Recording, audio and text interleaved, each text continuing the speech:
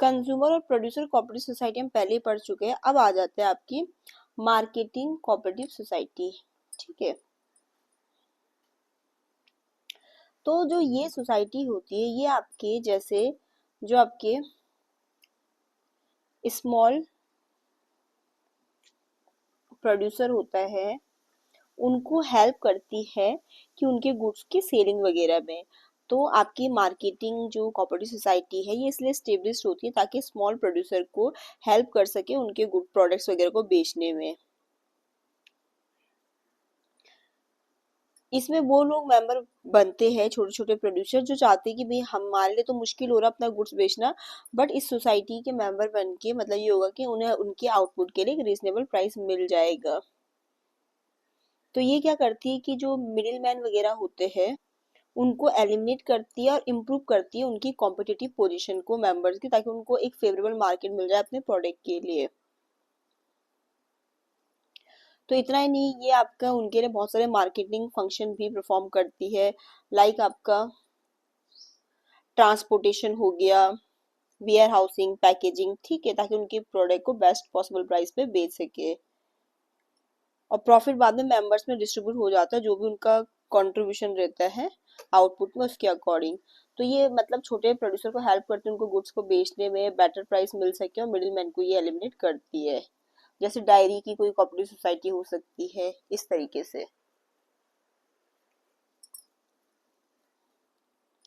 Fourth आ जाता है आपके फार्मर कोऑपरेटिव सोसाइटी पे।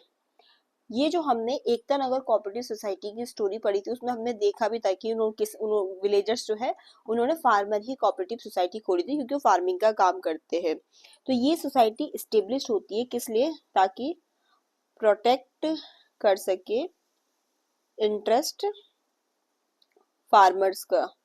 ठीक है, अब देखो फार्मर्स को जैसे खेती वगैरह करनी है तो उनको भी इनपुट्स भी चाहिए होते हैं, जैसे उनको बीज चाहिए है, खाद चाहिए होती है, मतलब पेस्टिसाइड्स हो गए, आपके फर्टिलाइजर्स, सीड्स, ये सारे इनपुट्स उनको लगती है मतलब एग्रीकल्चर करने के लिए, खेती बाड़ी करने के लिए। तो उनको जो है ये सोसाइटी फार्मर्स के इंटरेस्ट को प्रोटेक्ट करती है, क्योंकि जो भी इनपुट्स उनको चाहिए होते हैं जो मैंने अभी आपको बताया सीड्स, फर्टिलाइजर वगैरह, उनको ये क्या करती है रीजनेबल प्राइस में उपलब्ध कराती है। इसमें वो मेंबर्स बनते हैं जिनकी इच्छा होती है कि हम फार्मिंग की एक्टिविटीज कैसे कर सके, ज्वाइंटली कर सके। जैसे हमने उस स्टोरी में भी पढ़ा था कि जब तक वो अकेले अकेले कर रहे थे खेती बाड़ी उनको महंगा पड़ रहा था, बट अगर वो ज्वाइंटली फार्मिंग करेंगे तो उनको क्या बोलते हैं वही चीज सस्ती पड़ेगी। क्योंकि देखो फार्मिंग अगर जैसे कि विलेजर्स था उनके पास हमने देखा कि छोटे छोटे खेत है, तो स्मॉल स्केल में फार्मिंग इतनी बेनिफिशियल नहीं होती। अगर वो सब मिलके करेंगे तो फार्मिंग क्या होगी, लार्ज स्केल पे होगी फार्मिंग, और उनको इससे क्या होगा बेनिफिट होगा, उनकी प्रोडक्टिविटी भी इंक्रीज होगी इससे। तो ये सोसाइटी क्या करती है उनको हेल्प करती है कि आप मिलके फार्मिंग करें, और जो भी उनको इनपुट्स लगते हैं अच्छी क्वालिटी के सीड्स, फर्टिलाइजर, मशीन या कोई भी अदर इनपुट्स, उनको क्या बोलते हैं रीजनेबल प्राइस पे उपलब्ध कराती है।